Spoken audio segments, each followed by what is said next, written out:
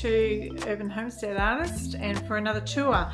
So you're watching a 6-part tour for September, and it's 6 parts because there is so much growing here and so many different growing areas. So I'll split it up for you so you can have a look, and I've included the chickens in there and everything. Welcome back. If you're coming back, check the end of this video so you can see what the different parts are, and then you can skip to whatever interests you, or you can check out the rest of them in the playlist that I will make just for this time of year.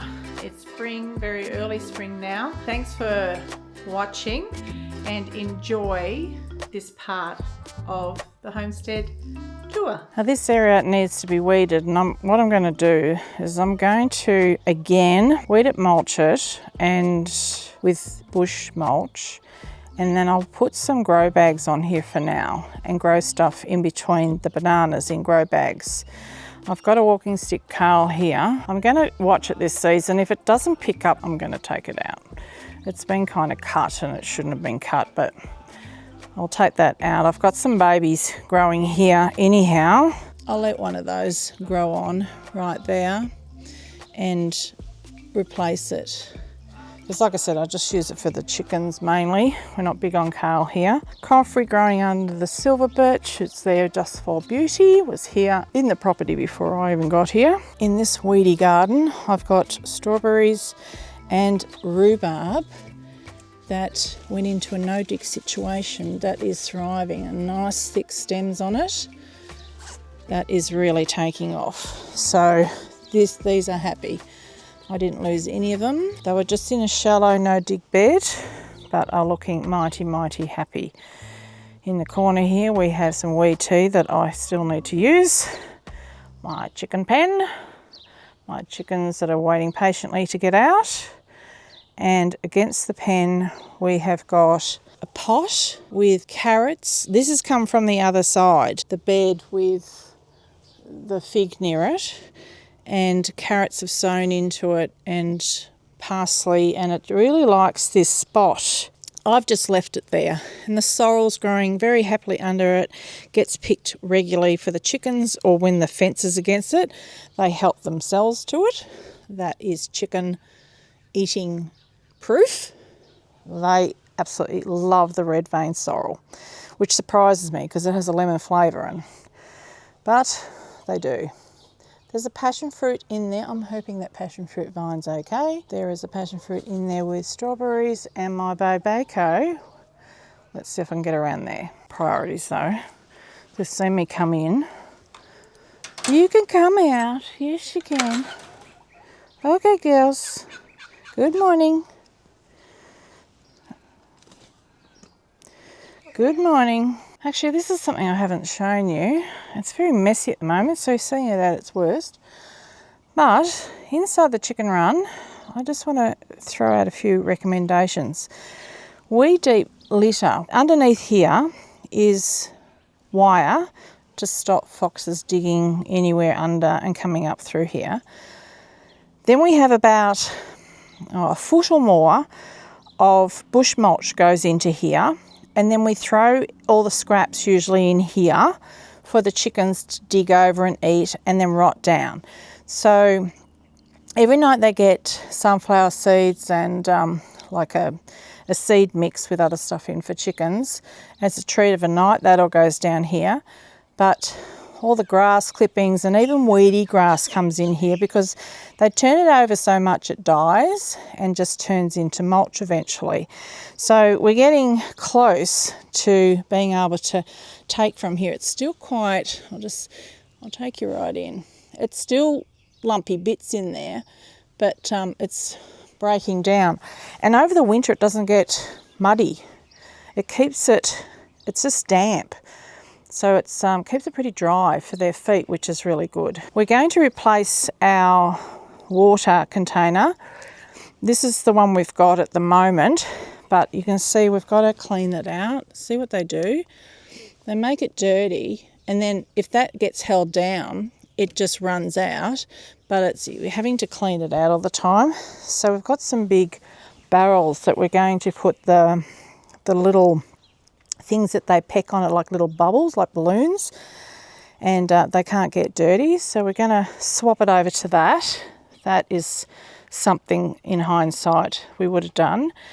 We had different feeders. We had the long tubular feeders that are not meant to let rats in, and they did. So we have swapped to the treadle feeders, which took a little bit of training to train the chickens, but they were the best investment. They're expensive, but we should have done it right at the start. They hold a lot of feed and there's no waste, and it's much harder to feed the wildlife with them. And once the chooks are used to it, they just jump on there by themselves. The little treadle goes down like that. It opens up down the bottom in there, and it's big enough that they can get their grain. But that treadle is so heavy that even all the little birds, or the small wildlife birds, can't help themselves to the feed. So we've saved a ton on premium chicken feed, layer feed, doing that. So we use the crumble mix. This is the red hen, I'll just show you. We use that. It's full of all different things that they really like. And so that's that. That over there was full of shell grit, but they didn't kind of help themselves to it much, so we just threw it down on the ground now, and that way they get it naturally.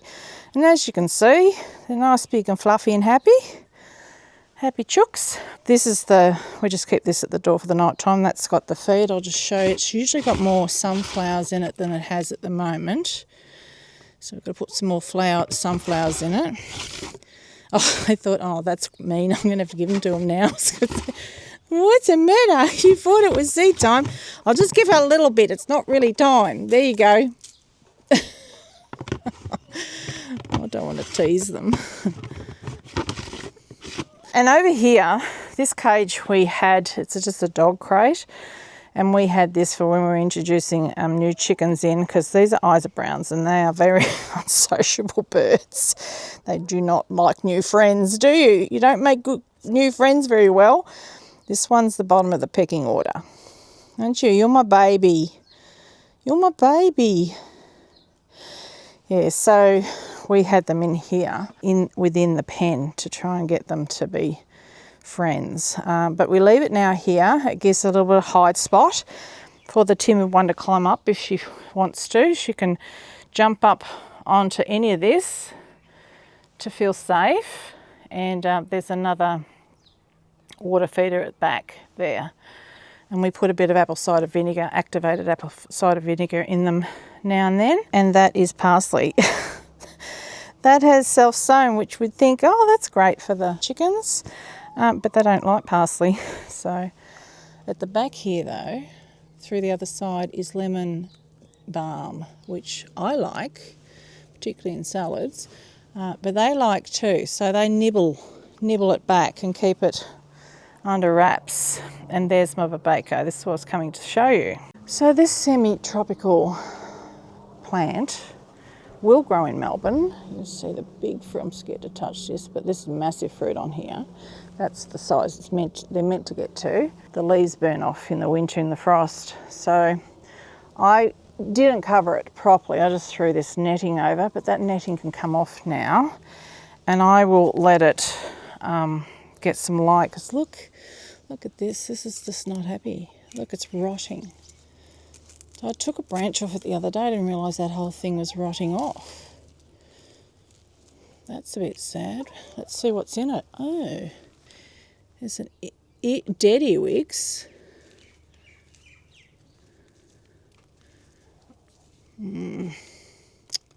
Yeah, earwigs. Earwigs are eating it, probably because it's rotting.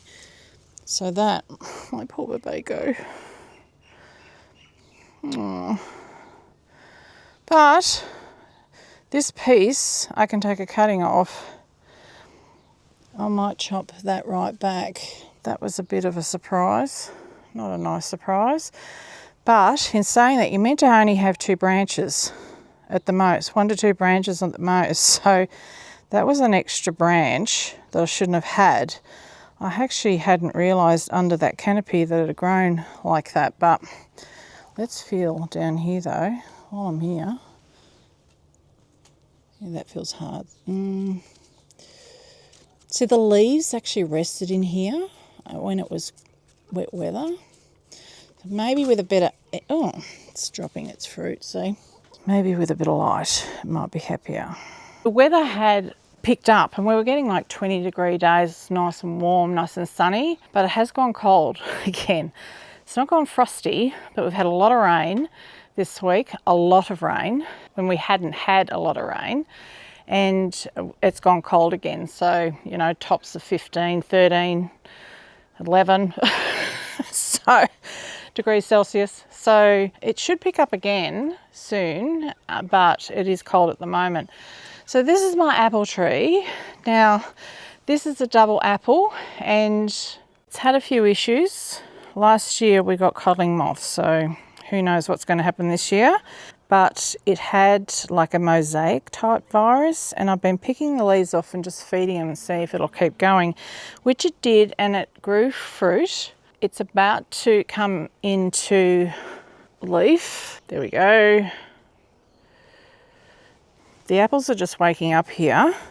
The plums have woken up, but the apples are a bit slower. But I have recently renovated this base around here, and it's got comfrey on the bottom growing there. We've got strawberries around it. This is a garlic, elephant garlic. There's 2 in here, there. I've got chives in here. I'm not sure which one. Let me eat it and I'll tell you. Yum.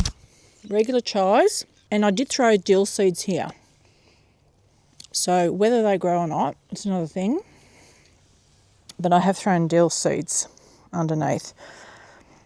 But I've put that there as a living mulch. And some things might overcrowd each other. But it's better to have a living mulch than living weeds. And you can see just outside, here is more of the strawberries. Now these may be pine berries as well, and a self-sown lettuce.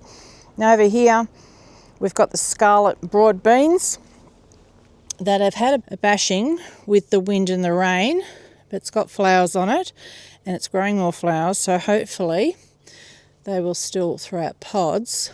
I've got alyssum growing in the bottom to create a summer living mulch. That is a young berry cutting and a volunteer beetroot. My blueberries have had stacks of flowers which are now falling, just starting to fall off, and then I'll get the berries. So I'm going to watch it very carefully now, and as soon as I see little berries, I'm going to net it. Now, I've been chop and dropping here. That's carrot and lettuce tops and that out of the garden. I've just been throwing that down. And in here, I think there's a little bit of alyssum in there, but that's all poppies. Poppy seeds I threw in from a permaculture swap. And obviously they're viable because they have all taken. Now this is another blueberry, and it looks sad compared to the others, but it's because it's a different variety. I get berries off at a different time, so the idea was to stagger them. And over here is the young berry bed that has all been dealt with and trimmed and tied up, ready. We've got perpetual spinach, I think it is, under here. That has self-sown, more pine berries, and this is where the scarlet runner beans come up, and they come up this pole here each year. That's a 7-year bean. The canna lilies, this is Canna edulis, the Queensland arrowroot, that's about to take off. Got some really nice bits I probably could eat. And you know what? There's a video on doing this garden bed. We've only just done a power hour on it, and it looks like it was in the nick of time, because look at that. They have definitely responded to that. Over here, on the one growing up here, that was good timing. And this is where my grapes are. I have recently grafted onto this one and the one on the edge, and one that goes all the way up to the veranda is throwing its leaves now. Let's see if we get any grapes this year. That is probably 3, 4, 5, 6, 7, 8, about 9 metres up. I've got rosemary cuttings growing in here and they are ready to, I'm pretty sure that they're ready. They're trying to flower now. So I definitely need to divide them up. So they're there. Over here we have a self-sown endive which has been harvested. The snapdragons from salad that I planted, garlic chives. Now these are flat leaf garlic chives. I've got just your regular looking chives that taste like garlic too. There's an elephant garlic growing in the pot that had the rosemary in that I think has died. The one I moved, that's the mother plant. Over in here we've got baby Tuscan. That's the kale that from salad. There's jonquils. I've got right on the edge growing, and they'll have more light once the lettuce is finished. Some more walking onions, which I love. You can't have too many of them. I need to get them going again. So they are off and running. The lettuce that we've been harvesting from, and that are just going so well. This one I definitely need to save some seed from. This one's trying to bolt now. This is a softer leaf lettuce. I cannot tell you the actual names. I know that I've got a butternut crunch one, which I suspect may be that thicker one. This one is a softer leaf, more fragile, but it was quicker to go to seed. So probably because it was more fragile. But it was still, I've picked quite a bit from it. That's like an oak leaf lettuce one, a red one. And I have picked out of here the Chinese cabbage and the turnips. There's one little turnip that was underneath everything else that wasn't getting any light. I've left that in there to try and grow on, see how we go. Now look at that. That is quite strange. So that's the red Russian kale. Looks like the same, but there's different coloured. See the different coloured stalks. There's an understory of beets and stuff going on in here that will come up when I cut that back. So I have been harvesting.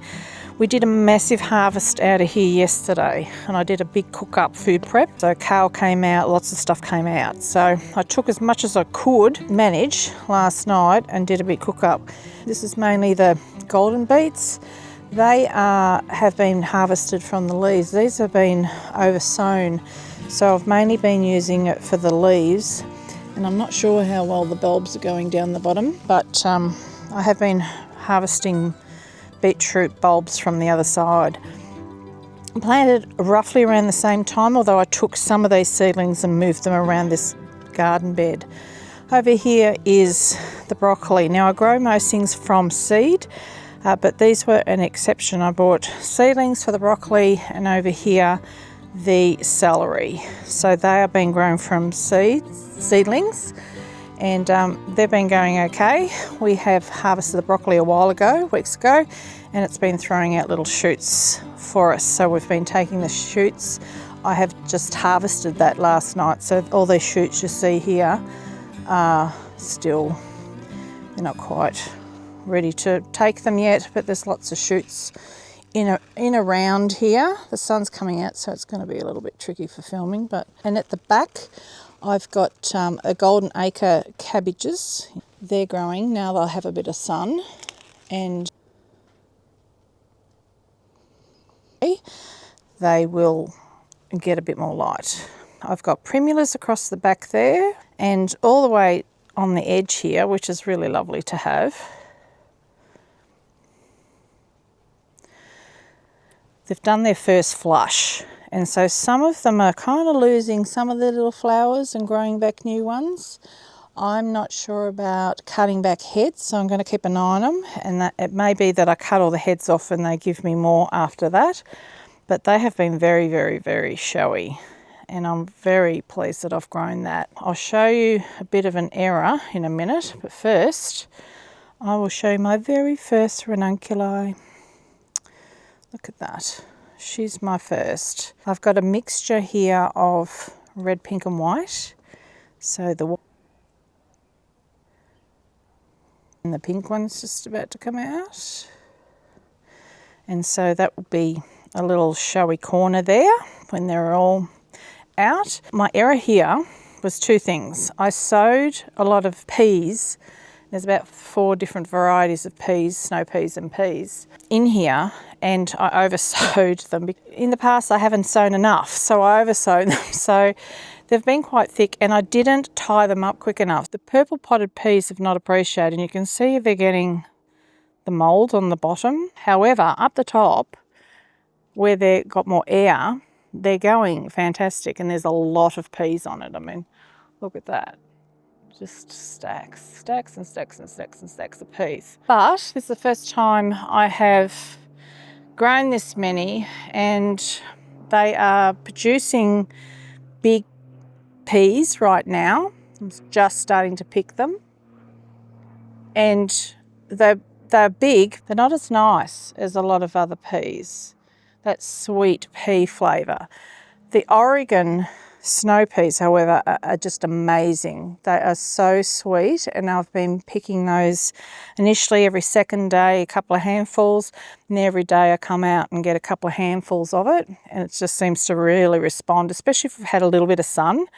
They respond and just throw out more and more. So the more you pick, the more they throw out for you. So I love snow peas, and I love to eat them raw and cooked, but I just love them raw. They're very sweet. So, well, those variety are. So they're going really well. And there's other green potted peas, you know, the one coming up here, but not a lot. And look, my little friends have found the powdery mildew already. Let me get in there. The little yellow ladybirds, they've come in. They're usually the first ladybirds to come in, and then the red ones come. And the red ones come after I start to see some aphids move in. Okay, I've got in amongst here, this is where I was growing quite a few Asian greens in here. The Chinese cabbages, different varieties of Chinese cabbages, and the Chinese broccoli. I found with the Asian vegetables, they bolted before anything else. So they were so quick to bolt that I didn't really get full heads of cabbages, even though I ate the cabbage still in salads. I'm not pointing to one now, I'm just fiddling. But yeah, I don't think I'll grow them again, with the exception of this one. So this is the Chinese broccoli, which was absolutely beautiful. And look at the flower. I mean, that's just beautiful for the flower, I think. I'm letting this run to seed because I want the seed from it. See all the stem? I'm finding with these, when you cut them, the whole plant tastes like tender broccoli.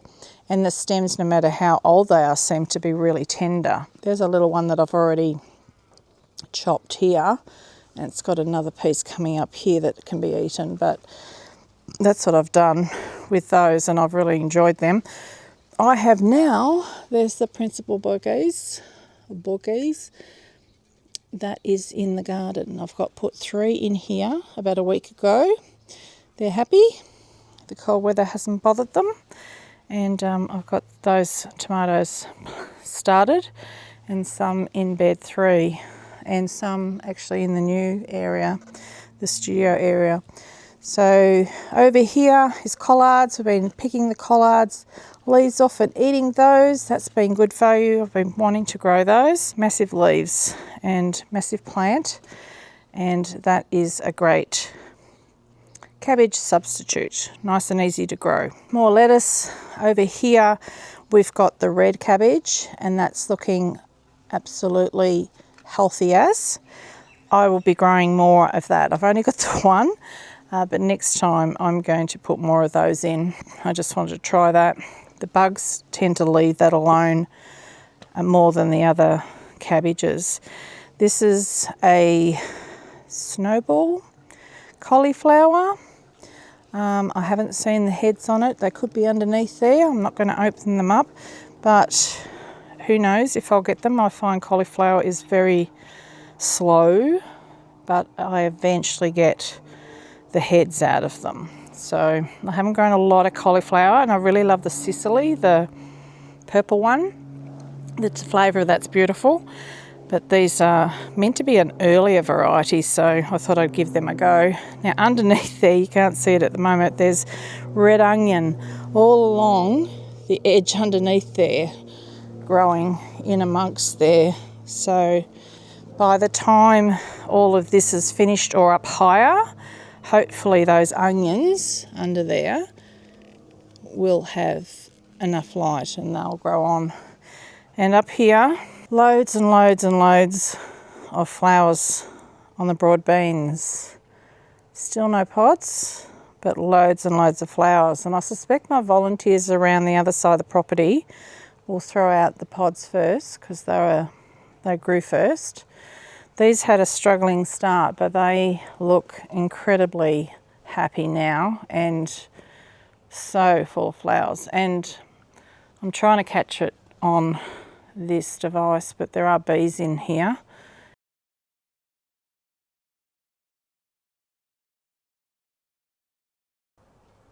Oh yes, it's there.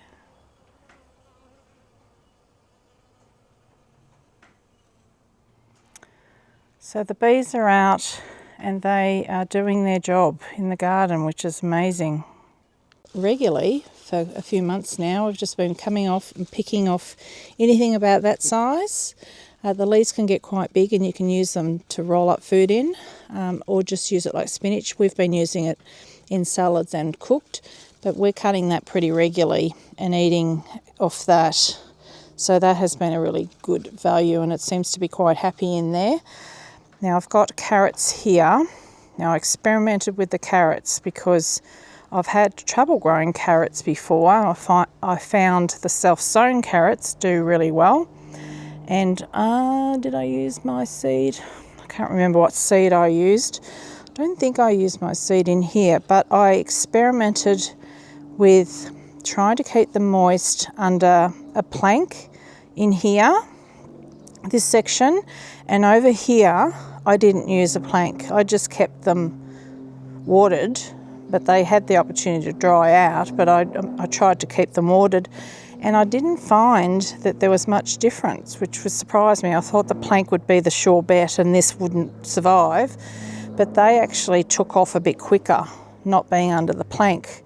So that was a result I did not expect. So I will be just taking note of the time that I planted those and making sure I put some in then. I mean, you can plant them all throughout the year, but I know that that is a good time, and I will continue to try and grow them that way, I think.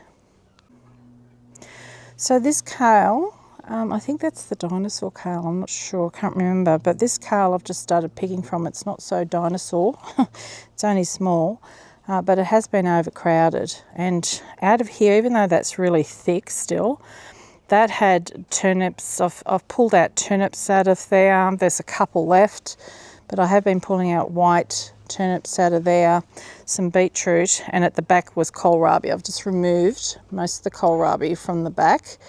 There's another little one in there, and I wasn't that keen on the kohlrabi, to be honest. I found that a pretty tough vegetable, so I won't be growing those again. Carrots, yes.